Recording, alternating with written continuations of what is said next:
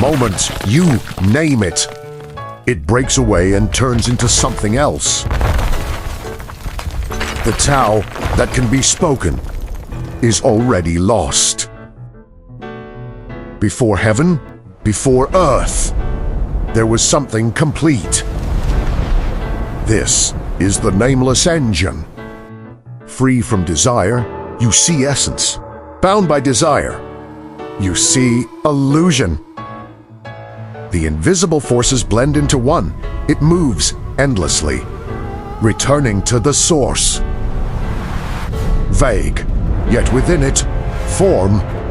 Obscure, yet within it, life.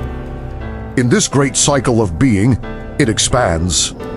Expanding, it becomes remote. Remote, it returns. Tao, heaven, earth, sovereign.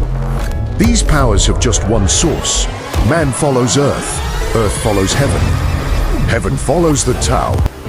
Tao follows itself. It nourishes all, yet claims nothing. Reversal is its movement.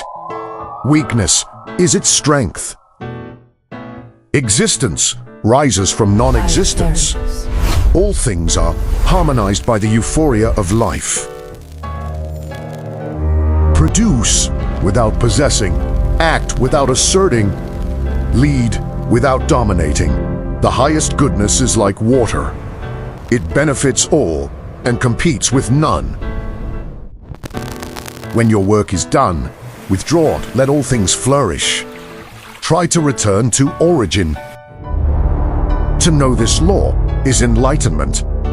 He who acts in accordance with Tao becomes one with it. The superior hears and practices. The inferior hears and laughs. When Tao prevails, life cultivates. When Tao declines, war breeds. What grows rigid soon decays. Heaven's net is vast. Nothing escapes.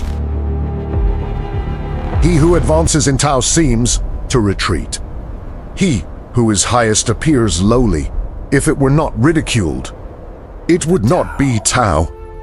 Like, follow, subscribe, rise with the Tao.